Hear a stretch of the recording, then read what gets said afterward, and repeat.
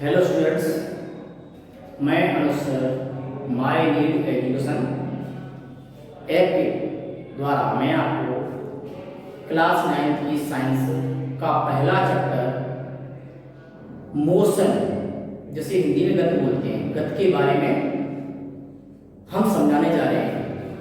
गति क्या होती है? गति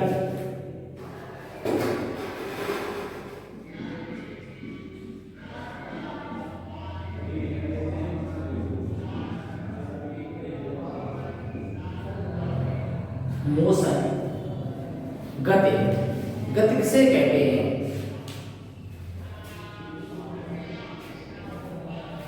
तो किसी वस्तु की अगर स्थिति में परिवर्तन हो जाए तो उसे हम गति कहते हैं। इसकी परिभाषा क्या बनेगी? किसी वस्तु में स्थित परिवर्तन को हम गति कहते हैं। किसी वस्तु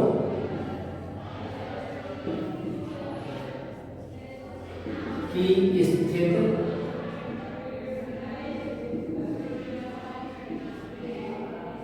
किसी वस्तु की स्थिति परिवर्तन को गति कहते हैं।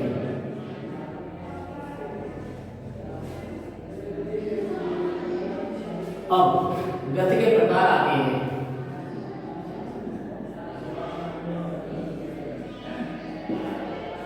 गति के प्रकार, गति कितने प्रकार की होती है? तो आइए उसको हम समझते हैं। फर्स्ट, समान गति।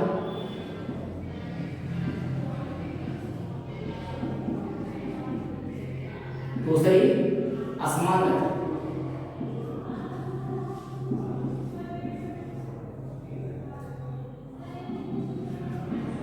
असमान गति। समान गति क्या होती है? जब किसी वस्तु की स्थिति में परिवर्तन समान होता है तो उसे हम समान गति कहते हैं। जब किसी वस्तु की स्थिति में समान परिवर्तन होता है तो उसे हम समान गति कहते हैं। और दूसरा आता है असमान गति। ये क्या होती है? जब किसी वस्तु की स्थिति में असमान परिवर्तन होता है तो उसे हम असमान गति कहते हैं। समान गति क्या होती है? किसी वस्तु की स्थिति में समान परिवर्तन हो, यानी समान समय में समान परिवर्तन। किसी वस्तु की स्थिति में समान समय में समान परिवर्तन होता है तो उसे हम समान गति कहते हैं। क्या होती है? समान समय में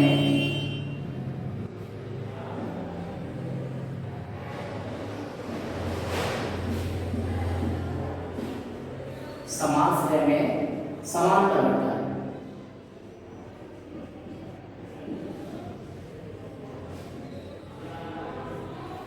किसी वस्तु में समान समय में समान परिवर्तन होता है तो उसे हम समान गति कहते हैं। अब आती है असमान। असमान गति में क्या होता है? इसमें समान समय रहता है,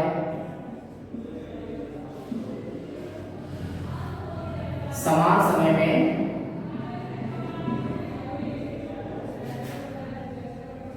गति असमान होती है।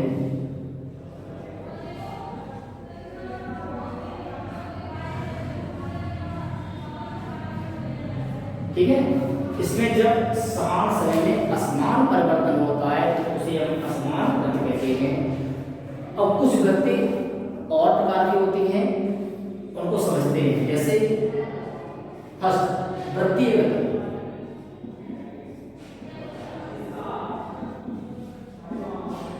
वृत्तीय गति इसे बोलते हैं सर्कुलर मोशन। बी, अब आती है कंपन गति।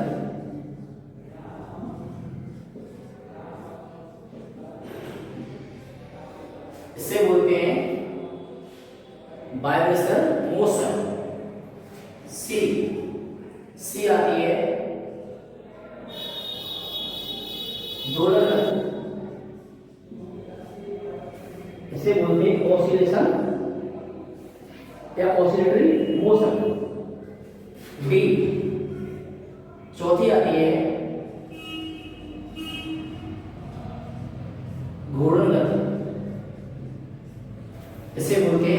रोटेशनल मोशन या रोटेटरी मोशन। फर्स्ट पॉइंट, वृत्तिगत। वृत्तिगत क्या होती है? किसी स्थिर बिंदु के चारों ओर जो गति होती है उसे कहते हैं हम वृत्तिगत। मानो कोई स्थिर बिंदु ये है, उस स्थिर बिंदु के चारों ओर समान समय में, यानी समय समान दूरी होती है। इस तरह से यहाँ पर कोई कण है, यहाँ पर इस तरह से गति करता है, इस स्थिर बिंदु के चारों ओर गति करता है, तो ऐसी गति को कहते हैं समान गति। समान गति होती है, पर इसे किसको कहते हैं? वृत्तीय गति। वृत्तिगत क्या होती है? किसी स्थिर बिंदु के चारों ओर जब गति होती है तो उसे हम वृत्तिगत कहते हैं। अब आती कंपन गति। क्या होती है? कंपन गति। कंपन गति के लिए एक साम्य स्थिति होती है।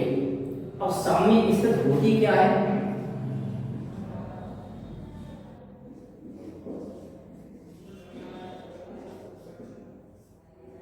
साम्य स्थिति, जो साम्य स्थिति होती है वो जीरो पर शुरू होती है, जीरो से।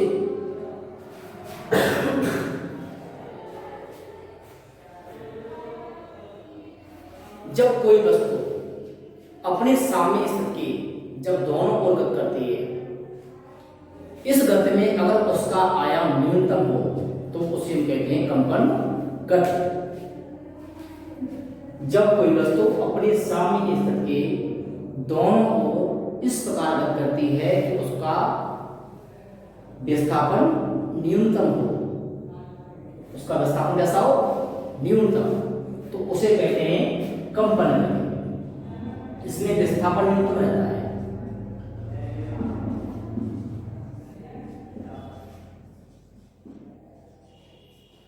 इससे विस्थापन न्यूनतम रहता है। इसी का ठीक उल्टा, जब कोई वस्तु अपने साम्य स्थिति के दोनों ओर इस प्रकार गति करती है कि उसका विस्थापन अधिकतम हो। अब इसमें बात आ रही है अधिकतम विस्थापन की। जब विस्थापन अधिकतम होता है तो उसे कहते हैं दोलन गति।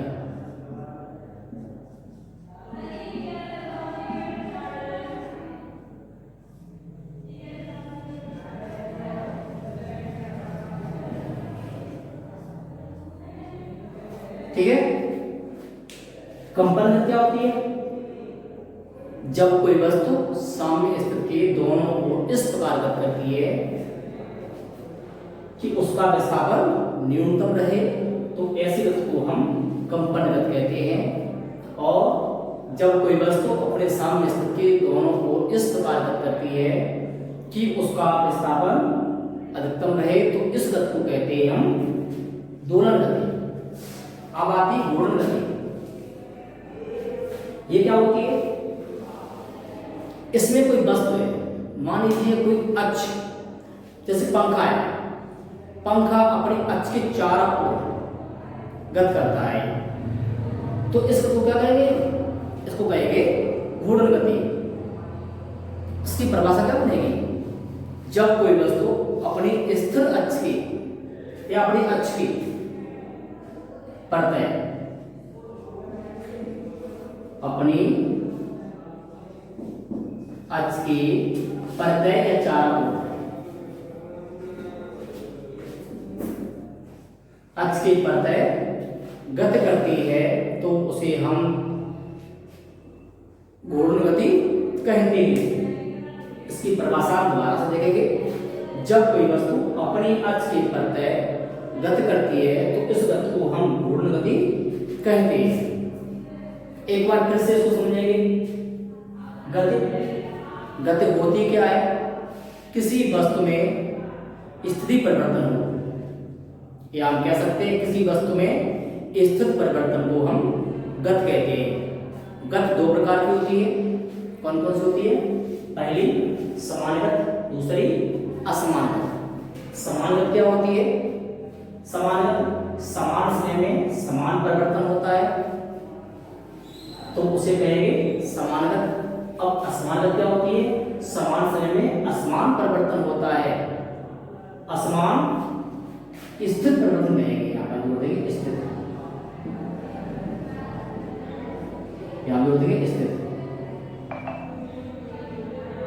समान समय में, जब समान समय में असमान स्थिति परिवर्तन हो तो उसे कहते हैं असमान गत, और जब समान समय में समान स्थिति परिवर्तन हो तो उसे कहते थे समान गत। गत के प्रकार और भी थे, हमने आपको बता दिए थे। पहला होता है वृत्तिगत, दूसरा कंपनगत, तीसरा दोलनगत, चौथा घूर्णनगति। पहला आता है वृत्तिगत। वृत्तिगत क्या होती है, इसे फिर से समझेंगे हम। जब कोई वस्तु किसी स्थिर बिंदु की चारों ओर गति करती है तो ऐसी गति को हम वृत्तिगत कहते हैं। अब आती कंपन गति।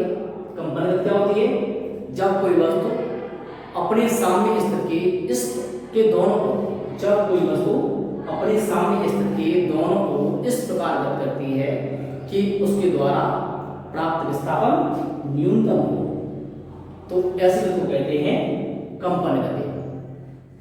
और जब कोई वस्तु अपने सामने स्थित के दोनों ओर इस प्रकार गति करती है कि उसके द्वारा प्राप्त विस्थापन अधिकतम हो, तो हम उसे कहते हैं दोलन गति कहते हैं। चौथा पॉइंट है घूर्णन गति, इसे बोलते हैं रोटेशनल मोशन। ये क्या होती है, जब कोई वस्तु अपनी अक्ष के प्रत्यय गति करती है तो इस गति को हम कहते हैं घूर्णन गति। अब इनके एग्जाम्पल भी आते हैं, जैसे वृत्तिगत। इसका एग्जाम्पल क्या होगा, वृत्तीय पाथ में या वृत्ताकार पथ पर चक्कर लगाना।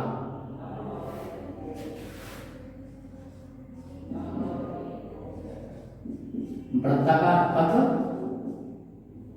पर चक्कर लगाना या दौड़ना। कंपन गति का एग्जाम्पल क्या हो जाएगा, जैसे मोबाइल में कंपन होता है, या हम किसी मेज पर या मेज रखी उस पर थोड़ा सा हाथ मार दें तो उसमें थोड़ा हल्का सा कंपन होता है। पृथ्वी के कंपन की भी होती है, पृथ्वी का कंपन आता है, ये भी उसका एग्जाम्पल हो जाएगा कंपन गति में।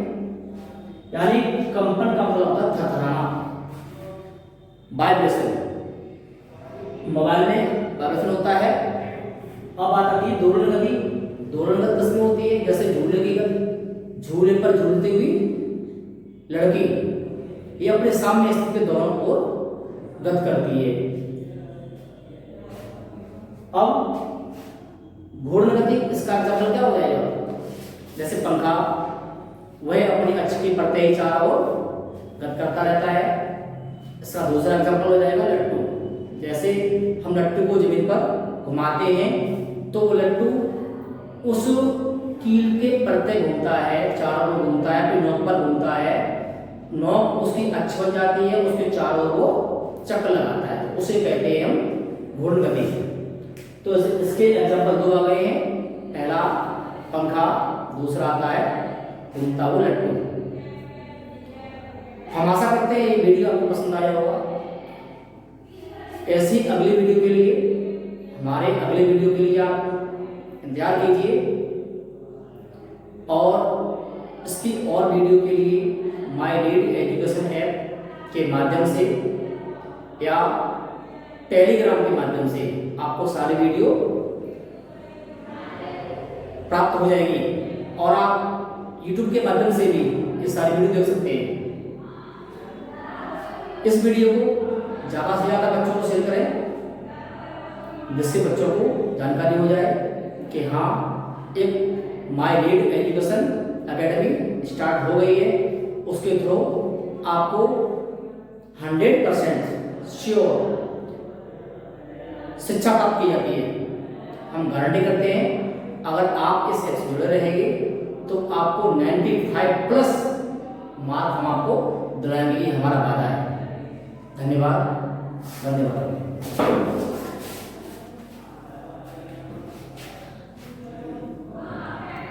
कितनी बड़ी गई है।